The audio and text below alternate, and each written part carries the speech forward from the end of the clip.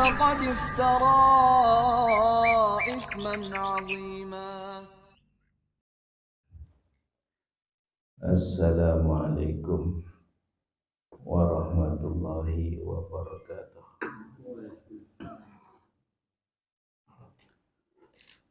Alhamdulillah rabbil alamin. Wassalatu wassalamu ala nabiyyina Muhammadin wa ala alihi wa ashabihi ajma'in, amma ba'du. Allahumma alimna ma jahilna wanfa'na bima 'allamtana wa zidna ilman nafi'an ya rabbal alamin. Bapak ibu jamaah masjid mubarak yang mudah-mudahan dimuliakan oleh Allah. Alhamdulillah pada malam hari ini kita bisa melaksanakan sholat maghrib berjamaah, dilanjutkan kajian kitab Bulughul Maram. Mudah-mudahan Allah Subhanahu wa taala memberikan keistiqomahan kepada kita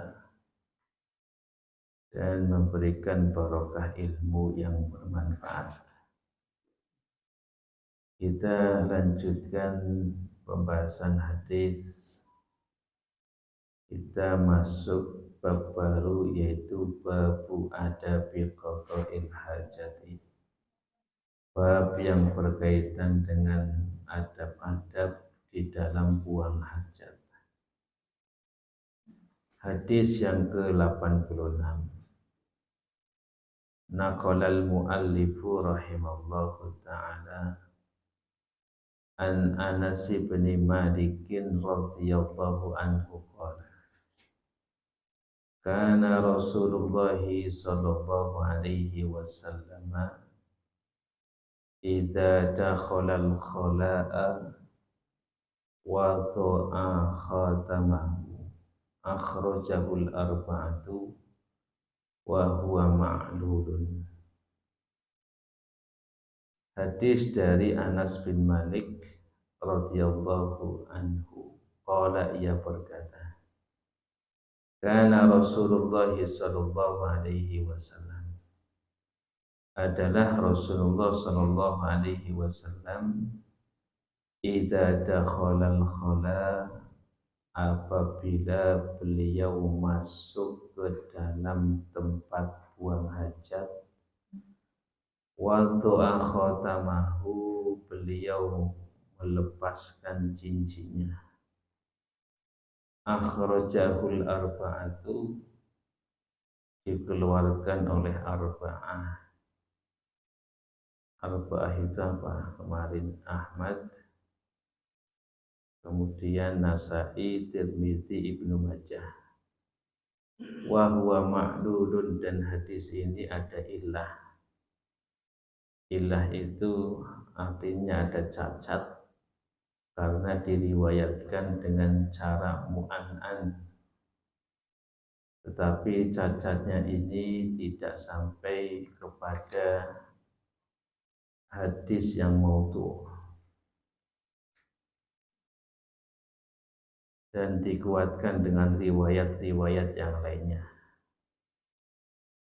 Hadis ini bapak-bapak ibu-ibu yang mudah-mudahan dimuliakan oleh Allah Subhanahu wa taala menerangkan Nabi Muhammad ketika beliau itu masuk ke tempat buang hajat, beliau itu melepaskan cincin beliau.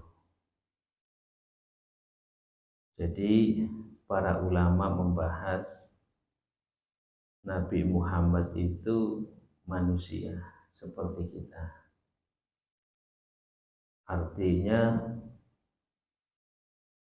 kebiasaan yang ada pada manusia, kebutuhan yang ada pada manusia, Nabi Muhammad Shallallahu Alaihi Wasallam pun di dalam pribadi beliau ada.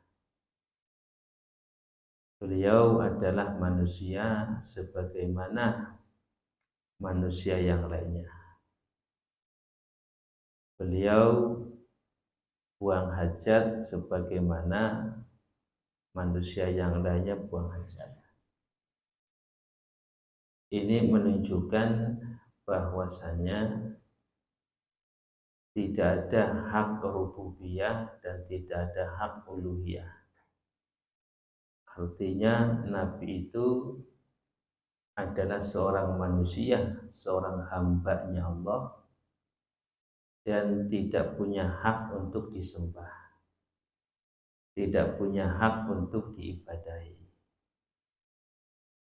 Ya, jangan sampai seperti orang-orang Nasrani yang dahulu terhadap Nabi Isa alaihi salam, sampai-sampai mereka mengatakan Allah itu adalah Nabi Isa adalah anaknya Allah. Ada sebagian mengatakan Nabi Isa itu adalah titisan Allah, bagian dari zatnya Allah. Nah, akan tetapi Nabi Muhammad SAW itu dimuliakan. Dimuliakan dengan apa? Dengan syariat. Dimuliakan dengan nubuah. Dimuliakan dengan risalah. Allah pilih Nabi Muhammad sebagai Nabi dan Rasul. Allah pilih Nabi Muhammad sebagai Nabi dan Rasul yang terakhir. Makanya Allah Subhanahu wa Ta'ala mengatakan, Qul innama ana basyarum mislukum yuha ilayya. Katakanlah wahai Muhammad, saya ini adalah manusia. Saya ini adalah manusia. Mislukum, seperti kalian.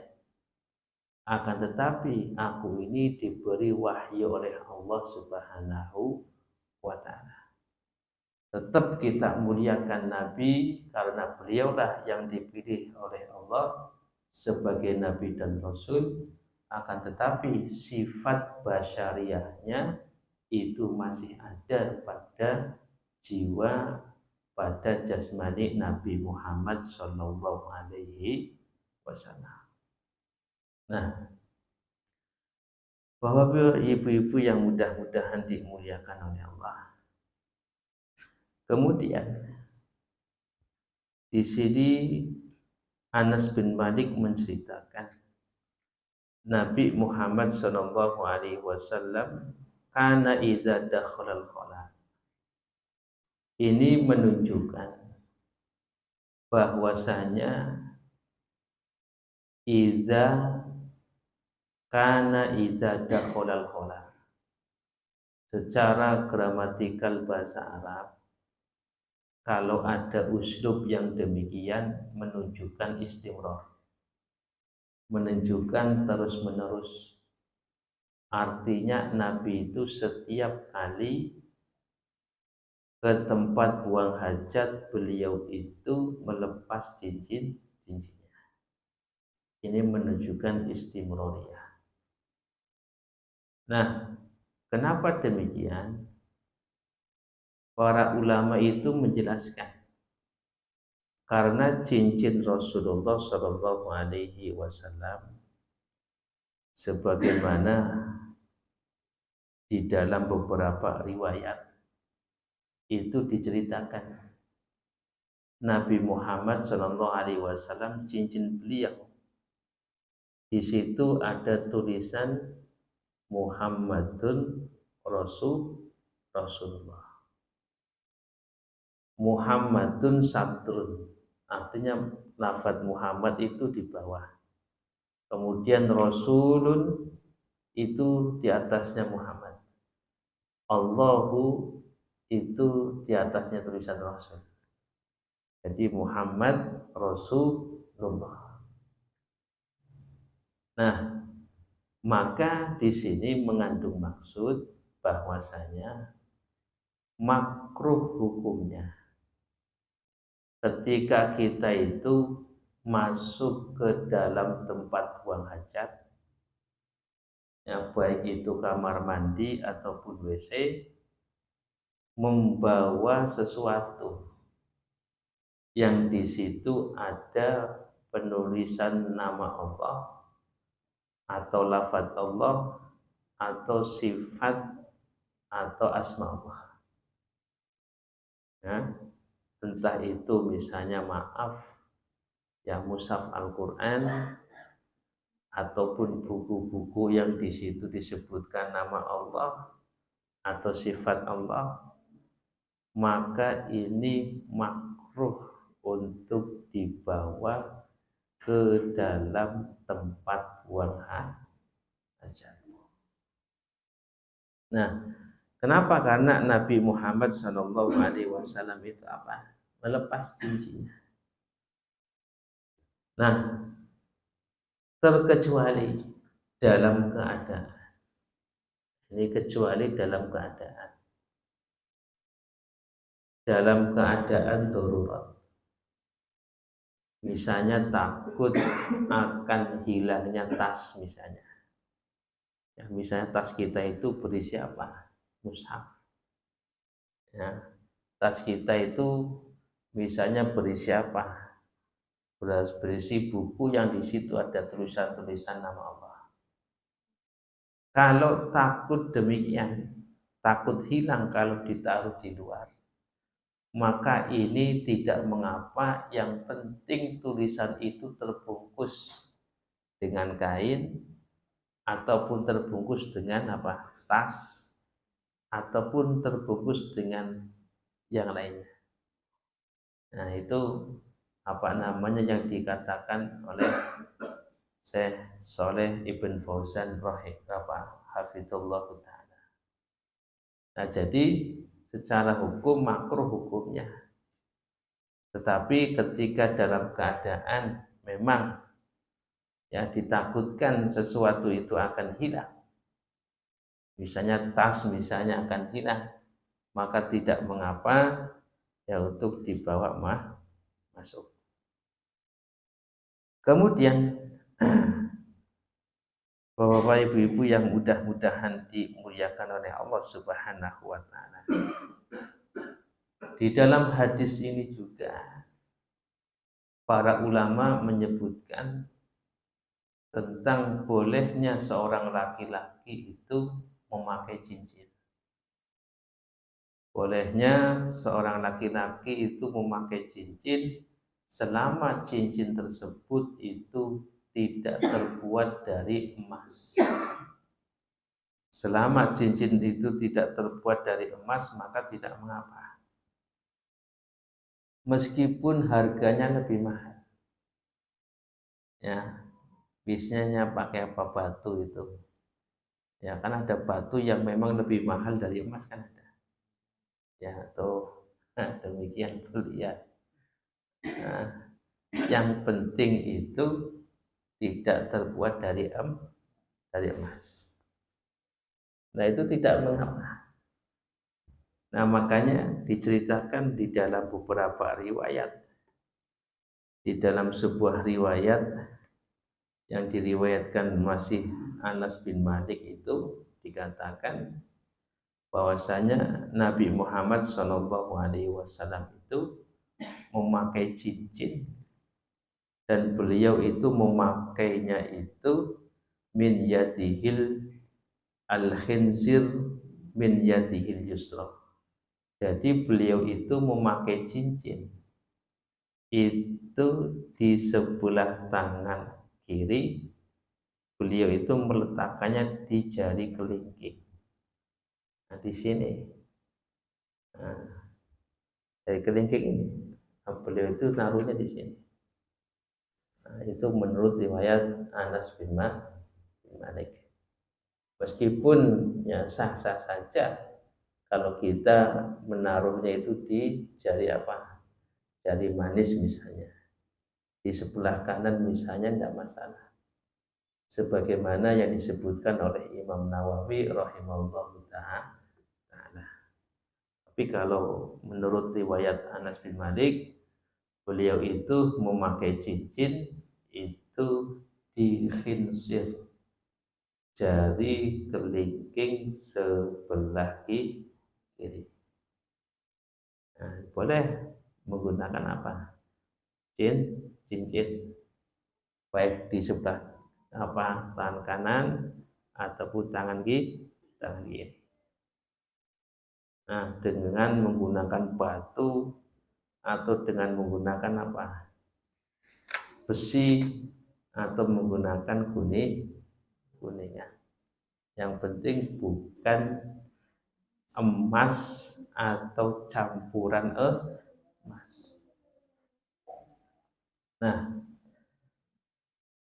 kalau enggak ya pakai batu biasa, enggak masalah itu.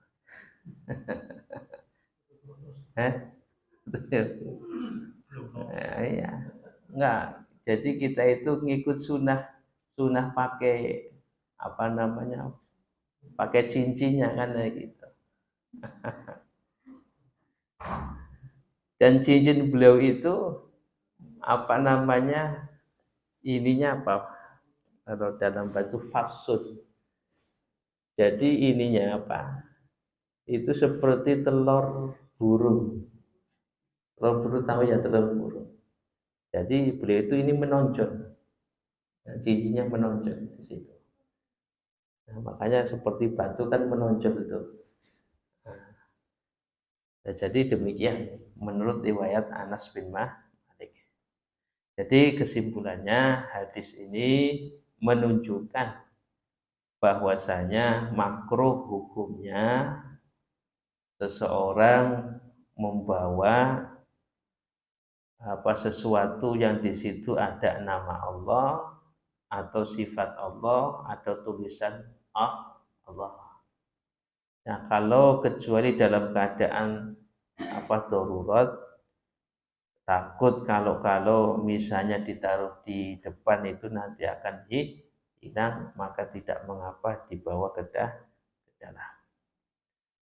Nah, kemudian selanjutnya, ya ini yang berkaitan dengan masalah adab ya. Jadi adabnya kita itu kalau masuk WC, masuk kamar mandi, sesuatu yang berkaitan dengan tulisan nama Allah ya, hendaknya itu apa dilepas.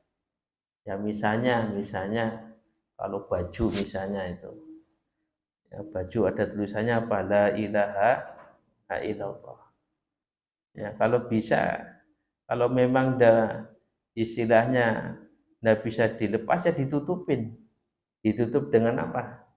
Ditutup dengan baju yang lain. Nah demikian. Nah, itu sebagai apa? Sebagai tahriman, sebagai pengagungan, takdiman kepada Allah Subhanahu wa taala. Hadis yang berikutnya hadis ke-87. Wa an Anas bin Malik radhiyallahu anhu qala kana Rasulullah sallallahu alaihi wasallam idza dakhala al-khala'a qala Allahumma inni a'udzubika minal khubusi wal khaba'ith akhrajahu sab'atu. Wa an Anas bin Malik, dari sahabat Anas bin Malik radhiyallahu anhu qala kana Rasulullah sallallahu alaihi wasallam, adalah Rasulullah sallallahu alaihi wasallam idza dakhalal khala'a, apabila beliau masuk ke tempat buang hajat. Khala'a itu tempat buang hajat. Asal kata dari khala yahlu, yang artinya sepi dari manusia. Ya, jadi khala yahlu khala'an. Ya, khala yahlu khala'an. Ya, atau khala yahlu khalwan.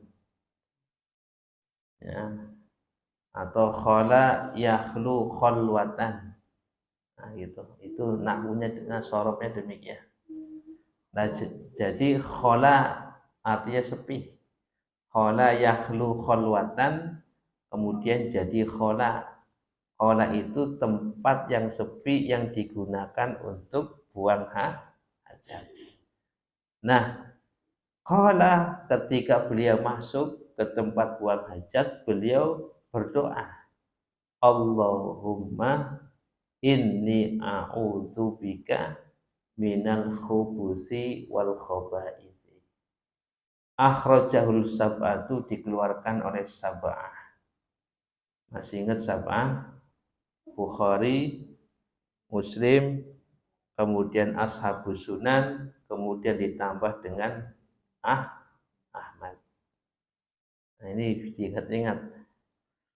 Nah, jadi di dalam hadis ini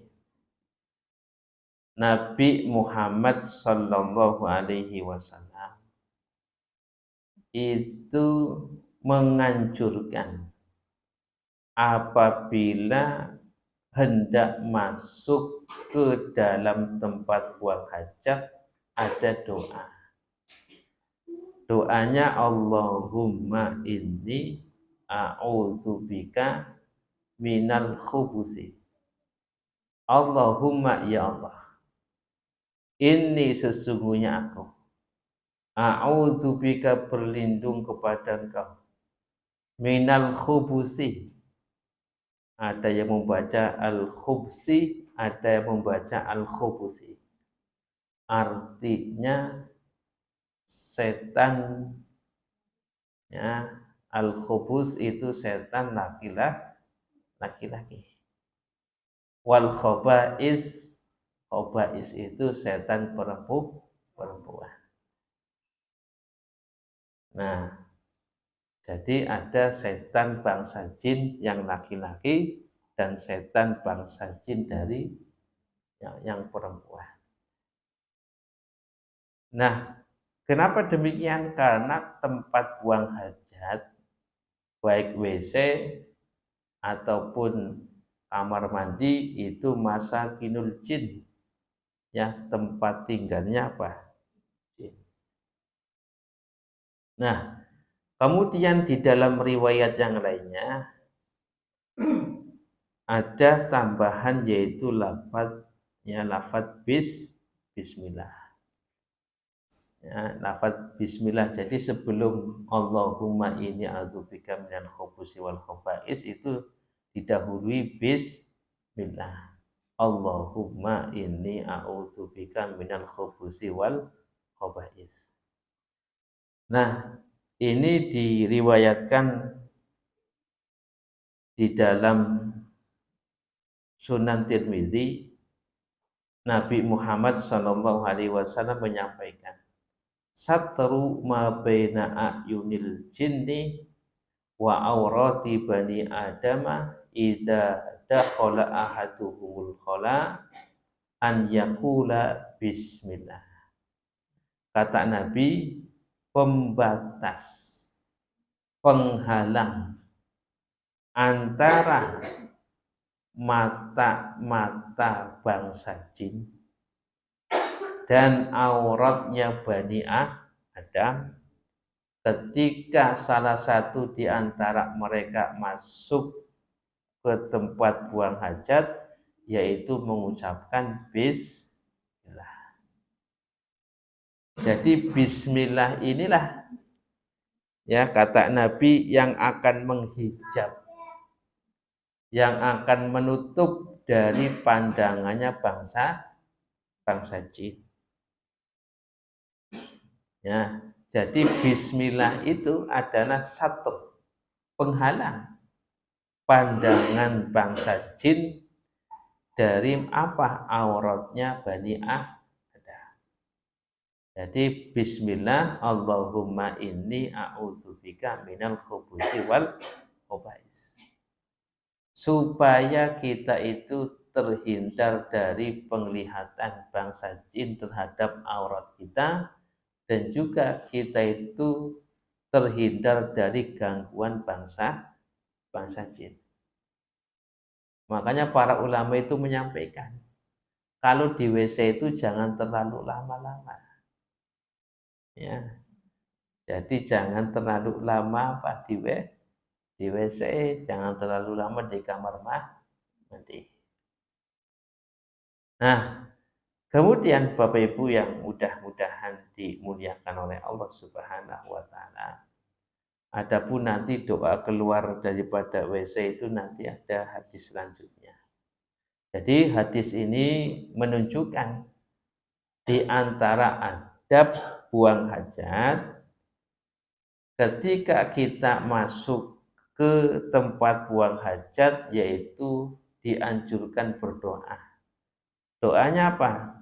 Bismillahi Allahumma inni a'udzubika minal khubusi wal khaba'is. Kalau di dalam kitab Bulughul Maram tidak disebutkan bismillahnya. Tetapi ini di dalam riwayat Imam Tirmidzi yaitu ketika Nabi mengatakan satru ma baina a'yunil jinni wa aurati bani adama idza dakhala ahaduhumul khala'a an yaqula bismillah, yaitu penghalang antara penglihatan bangsa jin dan auratnya Bani Adam ketika masuk ke dalam tempat buang hajat, yaitu ketika mengatakan bismillah. Nah, kemudian selanjutnya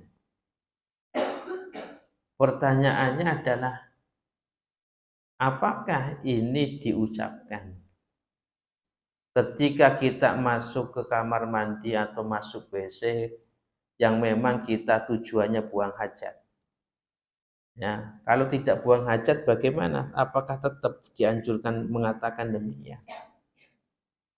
Kan kita masuk WC, masuk kamar mandi. Ya, kalau buang hajat ya baca doa ini. Sekarang pertanyaannya kalau tidak buang hajat, masuk WC, masuk kamar mandi tapi tidak buang hajat. Ya, apakah tetap dianjurkan untuk baca doa ini? Ya, maka di sini disebutkan kalau dilihat lafadz hadisnya itu idza dakhalal khala. Ya, apabila masuk ke tempat buang hajat, di situ tidak disebutkan. Ya, untuk buang hajat ataupun tidak buang hajat, tapi kebanyakan buang hajat. Tapi pertanyaannya kalau tidak buang hajat, apakah dianjurkan juga untuk baca doa ini? Tetap dianjurkan. Ya, karena lafadz hadisnya adalah umum demikian. Ya, lafadz hadisnya mutlak. Lafadz hadisnya mutlak, entah itu buang hajat atau tidak buang hajat, maka tetap dianjurkan baca doa. Nah, ini namanya hadis yang mutlak. Buang hajat atau tidak buang hajat kalau masuk kamar mandi, ya misalnya masuk kamar mandi untuk benerin lampu. Nah, itu. Ya, masuk kamar mandi untuk nyuci. Demikian. Ya, masuk kamar mandi untuk cuma nyalain keran. Nah, apakah dianjurkan tetap baca doa ini? Tetap dianjurkan. Maka disebutkan oleh Syekh Ibnu Utsaimin rahimahullahu taala di dalam kitab Asy-Syarhul Mumti', beliau mengatakan ya, wa hadhil illatu taqtadi minal muslimi an yuhafidhu 'alal isti'adzati inda kulli dukhulil khala. Oleh sebab inilah, artinya sebab supaya apa? Kita itu terhindar dari godaan, gangguan setan dari bangsa jin, maka ini menuntut dari seorang muslim untuk menjaga doa ini setiap kali hendak masuk tempat buang hajat. Sawa'un kana bi qasdi qada'il hajati au kana ghairi dzalika. Meskipun untuk buang hajat ataupun tidak buang hajat tetap dianjurkan untuk baca doa ini. Nah, ini hadis ke-87, artinya di antara adab buang hajat adalah membaca doa bismillahi Allahumma inni a'udzubika minal khubusi wal khaba'is. Berikutnya hadis ke-88. Nah, ini menceritakan bagaimana Nabi Muhammad Shallallahu Alaihi Wasallam itu ketika beliau buang hajat. Wa an Anas bin Malik radhiyallahu anhu qala. Coba perhatikan dari hadis buang hajat 86, 87, 88 ini riwayatnya Anas bin Malik. Oh, kenapa? Karena beliaulah Anas bin Malik ini yang berkhidmah kepada siapa? Nabi. Ya, dari 86, 87 sampai 88 hadisnya dari Anas bin Malik. Wa an Anas bin Malik radhiyallahu anhu qala kana Rasulullah sallallahu alaihi wasallam yadkhulul khala'a fa ahmilu ana wa gulamun nahwi idawatan min ma'in wa anasatan fayastanji bil ma'i muttafaqun alaih. Wa an Anas bin Malik, hadis dari Anas bin Malik radhiyallahu anhu. Qala, beliau berkata, kana Rasulullah sallallahu alaihi wasallam, adalah Rasulullah sallallahu alaihi wasallam yadkhulul khala. Beliau hendak masuk ke tempat buang hajat. Fa ahmilu ana wa gulamun nahwi idawatan min ma'in wa anasatan. Dan saya begitu juga hulah anak seusia saya, kata Anas Malik, saya dan anak seusia saya yang sama-sama menjadi pembantu Rasulullah Shallallahu Alaihi Wasallam. Jadi Anas bin Malik mengatakan, dulu ketika Nabi Muhammad Shallallahu Alaihi Wasallam itu hendak buang hajat, saya dan anak seusia saya itu membawa idawatan min ma'in, ya, jadi tempat ataupun bejana yang di situ ada air. Jadi yang dinamakan idawa itu adalah tempat air yang terbuat dari kulit, ya, jadi tempat air yang terbuat dari kulit itu dibawa oleh Anas bin Malik dan juga anak seusia Anas bin Malik pada waktu itu masih kecil. Wa anasatan, dan membawa tombak. Ya, tombak ya, dibawakan untuk Rasulullah sallallahu alaihi wasallam. Fayastanji bil ma'i. Kemudian Rasulullah sallallahu alaihi wasallam ketika selesai buang hajat, beliau itu beristinja dengan air. Jadi hadis ini menceritakan Nabi Muhammad Shallallahu Alaihi Wasallam ketika hendak buang hajat itu beliau itu cari tempat yang memang sepi dari manusia, karena kondisi pada waktu itu kan memungkinkan.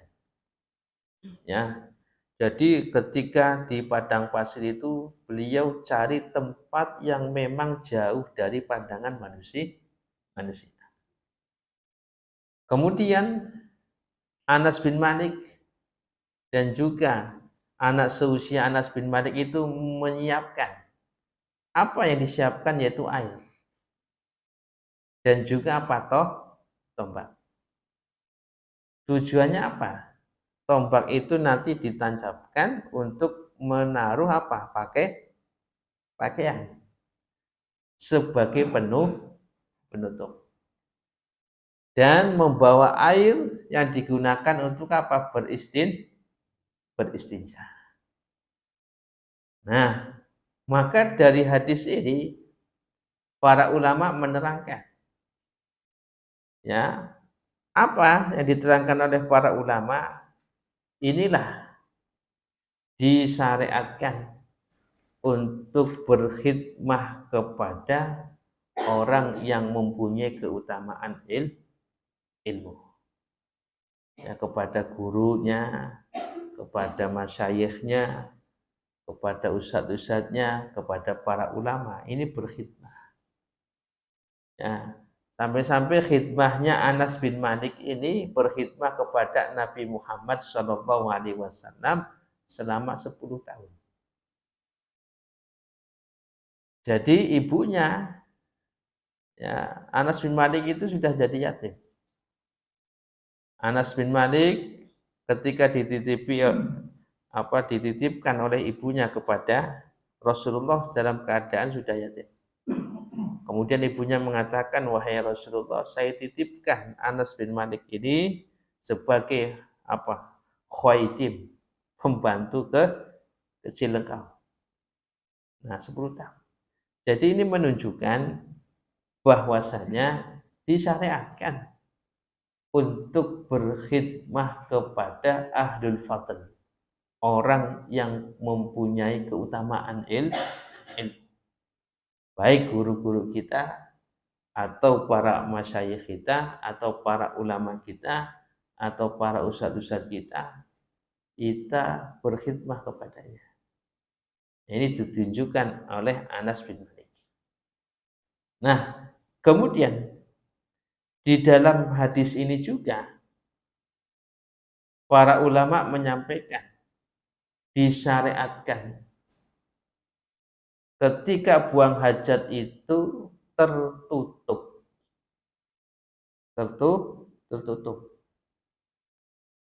dari pandangan manusia. Tapi alhamdulillah ya, sekarang itu sudah tidak didapati yang namanya bajobong ya. Dulu kan masih ada Pak. Alhamdulillah sudah tidak ada. Kalau dulu kan masih ada. Nah, kalau zaman dulu kan masih ada. Malah ada sungai di pinggir jalan raya, kemudian masih ada itunya, cobongnya itu. Ya. Nah, alhamdulillah sudah tidak ada. Jadi intinya kalau tempat buang hajat itu diusahakan harus tertutup dari pandangannya manusia. Nah, kemudian selanjutnya para ulama menyampaikan dari hadis ini wajibnya untuk beristinja. Wajib untuk apa? Beristinja. Nah, nanti ada keterangan kalau menggunakan air namanya istinja, kalau menggunakan batu namanya istijmar. Nanti ada keterangannya. Jadi wajib bagi seorang yang setelah buang hajat untuk istinja atau cepo. Entah itu dengan menggunakan air atau menggunakan yang menggantikan air seperti batu ataupun dedaunan. Nah, ini syariat yang luar biasa. Itu jangan sampai maaf. Buang hajat kemudian tidak cepo. Nah, maaf ini secara kesehatan itu juga tidak bagus.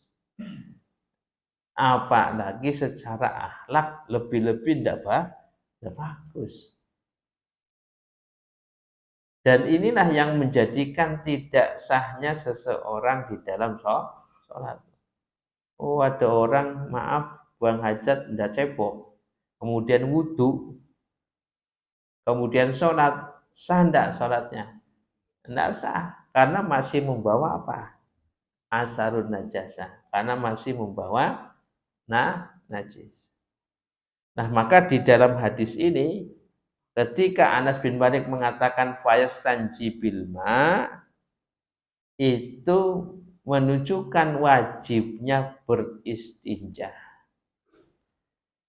Kemudian Bapak Ibu yang mudah-mudahan dimuliakan oleh Allah, di dalam hadis ini juga ada syariat di dalam buang hajat itu harus disiapkan perangkat-perangkat untuk menutupi dan juga untuk apa? Cebok. Oh, kadang-kadang nyuwun sewu, ya, WC atau kamar mandi di musola itu kadang-kadang bolong, kadang-kadang tidak ada gayungnya, kadang-kadang kerannya macet. Loh, Nabi ini kalau mau buang hajat itu luar biasa. Disiapkan airnya, disiapkan tumbaknya. Ini menunjukkan apa? Bahwasanya yang dinamakan tempat buang hajat itu harus tertutup dari pandangan manusia dan juga disiapkan alat pembersihnya. Loh, kalau misalnya mohon maaf ada musola masjid, ya, pintunya rusak. Ketika jongkok itu kelihatan. Ini enggak betul itu. Ya, karena ini disiapkan oleh Nabi. Begitu juga kerannya, embernya, gayungnya. Yang menjadikan orang itu ketika buang hajat itu sempurna. Ya, maaf, kalau misalnya orang buang hajat pintu musolanya itu bolong, kemudian dada kancingnya misalnya, itu was-was enggak itu? Kan enggak sempurna itu. Ini maaf, ini harus jadi perhatian ini ya. Ini bagi maaf pengurus masjid, pengurus musola, ini diperhatikan. Nabi kalau membuang hajat luar biasa. Tombaknya disiapkan, airnya disiapkan. Nah, maka konteks sekarangnya demikian. Ya, pintunya itu dibetulin rapat, kemudian kerannya dibetulkan, gayungnya ada, embernya juga ada. Nah, inilah konteksnya sekarang demikian. Nah, jadi demikian. Makanya hadis ini diperkuat di dalam hadis yang ke-89. Wa anil Mughirah bin Syu'bah radhiyallahu anhu qala. Qala liyan Nabiyyu sallallahu alaihi wasallam khudhil idawata. Luar biasa. Mughirah bin Syu'bah mengatakan, Nabi itu pernah mengatakan kepada saya, khudil idawata, ambilkan air, ya, ambilkan air yang ditaruh di idawah, ditaruh di wadah. Nabi ini memerintahkan kepada Mughirah bin Syu'bah, yang mana Mughirah bin Syu'bah ini sudah dewasa loh. Ya sudah apa? Besar. Kalau Nabi memerintahkan Anas bin Malik kan wajar. Nah ini Mughirah bin Syu'bah itu sudah dewasa, besar. Tapi karena Mughirah bin Syu'bah itu memuliakan Nabi, memuliakan ilmu beliau, maka diambilkan idawah itu kepada Nabi. Nah kemudian Nabi itu membawa air itu. Pantolako hatta tawaro'ani. Kemudian Nabi itu pergi menjauh. Ya, pergi menjauh dariku. Fakotu hajatahu, kemudian Nabi itu buang hajat. Nah, jadi ini dalil yang menunjukkan bahwasanya ketika hendak buang hajat ya disiapkan. Ya disiapkan airnya dan juga menjauh dari manusia, menjauh dari pandangan manusia. Nah, supaya supaya tertutup.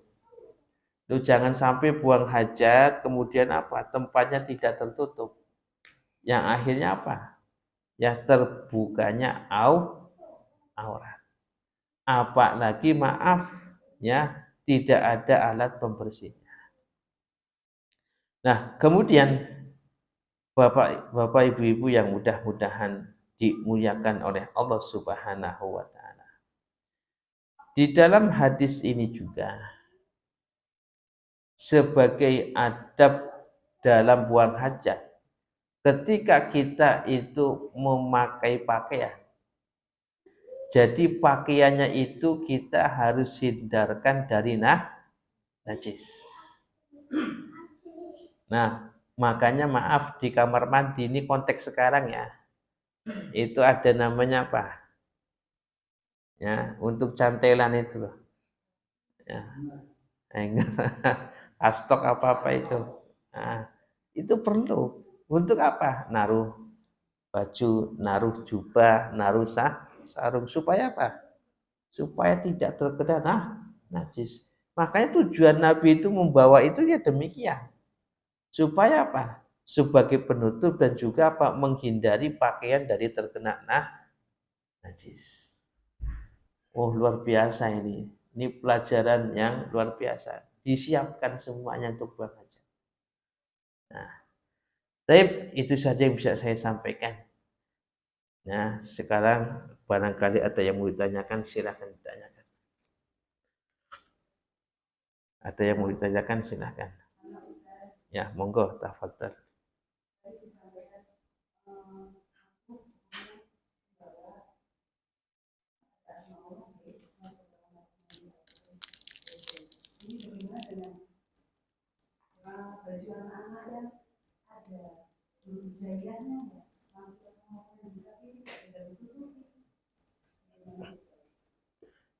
Kalau huruf hijaiyah itu bukan termasuk di dalamnya.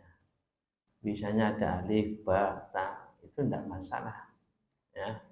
Kecuali kalau memang tulisannya digabung Allah, lafadzul jalalah.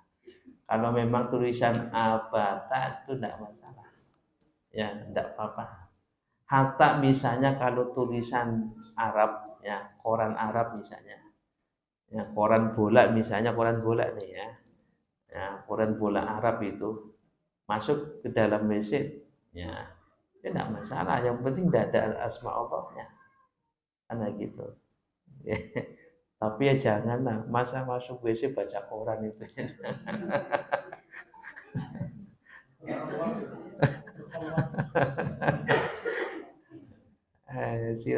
Jadi kalau memang baju anak yang ada alif, ba, ta, jim itu ya tidak termasuk di dalam hadis ini. Ya, begitu juga kalau memang misalnya tulisan Arab yang memang tidak ada di situ lafzul jalalah dan juga tidak ada asma Nabi Muhammad, ya tidak masalah itu. Allah a'lam bishawab. Silahkan yang lainnya. Ya. Waalaikumsalam warahmatullahi. Bagaimana jika itu nama para sahabat Ustaz? Biasanya kan ada di baju-baju itu yang operasi di kemudian dimasukkan ke kamar mandi. Bagaimana itu? Para ulama menyampaikan termasuk di dalamnya. Ya, termasuk di dalamnya sebagai penghormatan kita kepada para sahabat, nama-nama beliau juga dimuliakan. Ya, itu masuk di dalamnya. Misalnya Abu Bakar As-Siddiq, Umar bin Khattab, ya jangan di bawah. Ya, karena itulah kita memuliakan di dalam asmanya juga. Wallahu a'lam bishawab.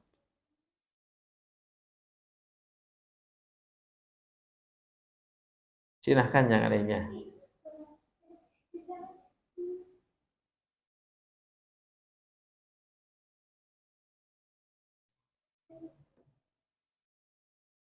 Kalau dada saya lanjutkan. Wa an Abi Hurairah radhiyallahu anhu qala.